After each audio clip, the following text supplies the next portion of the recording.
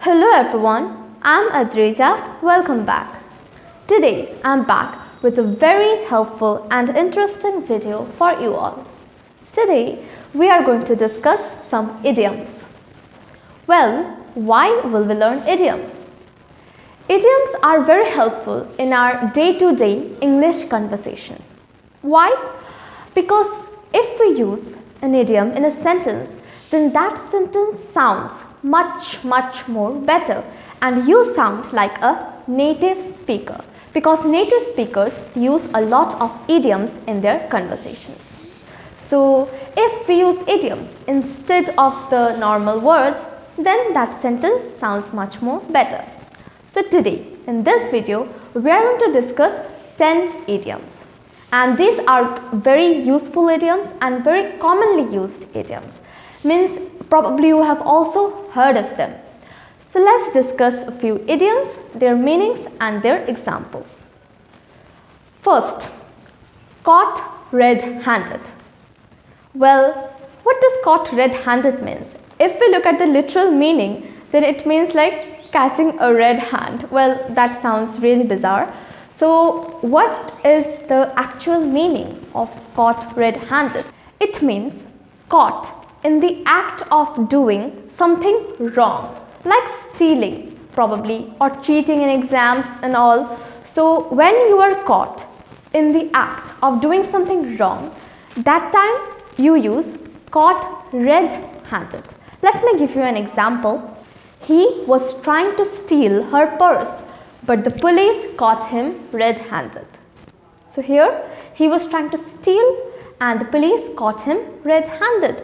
So the police caught him doing something wrong. The police caught him stealing. So there we use the idiom caught red-handed. So see how better the sentence sounds when we use an idiom. Now the second one, once in a blue moon.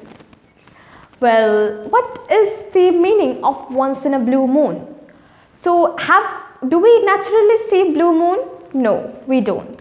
So once in a blue moon actually means rarely. Means that doesn't happen a lot. Rarely.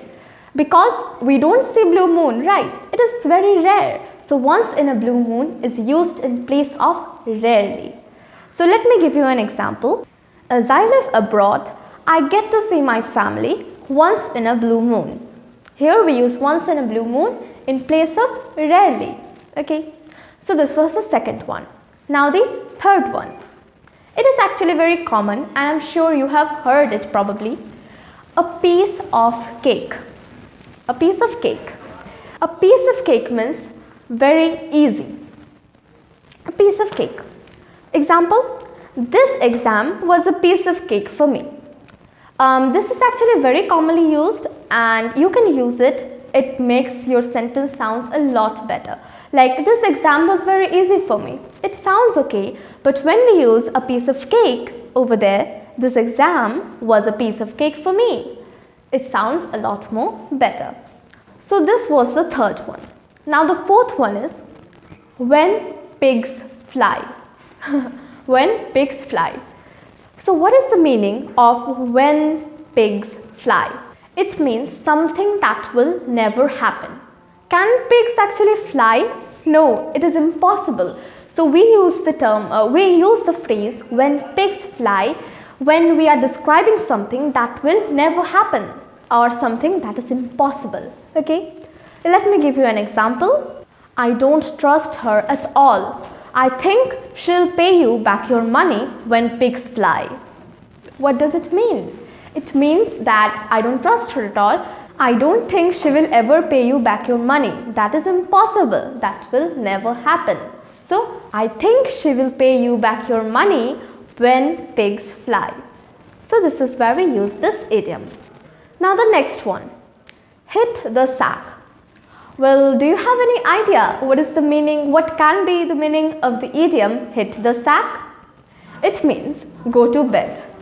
I know it sounds like it doesn't actually match at all, but yes, this is the meaning of hit the sack, go to bed.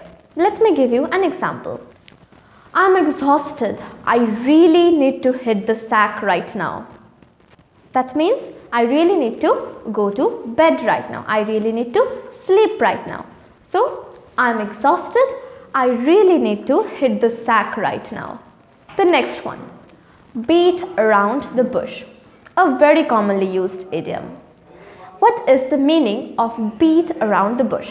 It actually means to avoid talking about something. Okay, I'm trying to change the subject. I'm not talking about the subject. I'm avoiding answering. So that means beat around the bush. Let me give you an example. Don't beat around the bush and tell me what you really think of my plan. Okay, don't try to change the subject. That is what beat around the bush means. Now let's move to the next idiom. Under the weather. Under the weather. What does it mean? It means sick, feeling sick or unwell. Okay, sick or unwell. That is what under the weather means. Let me give you an example. I did not go to school today. I'm feeling a bit under the weather. What does it mean? I'm feeling a bit unwell. Okay, that is what under the weather means. Now the eighth one, on cloud nine. A very commonly used idiom. What does on cloud nine means? It actually means very happy. I'm giving you an example. They were on cloud nine after winning the competition. So they were very happy after winning the competition. They were on cloud nine after winning the competition. The ninth one is at the 11th hour. It means at the last moment. Okay, so in 12 hours you are doing something at the 11th hour. That means at the last moment. At that time we use at the 11th hour. Let me give you an example. He cancelled his plans for the picnic at the 11th hour. Okay, means at the last moment. So he cancelled his plans for the picnic at the 11th hour. Now the last one, hit the books. Well, we don't naturally hit the books. So what does hit the books mean? It means to go to study. To study actually.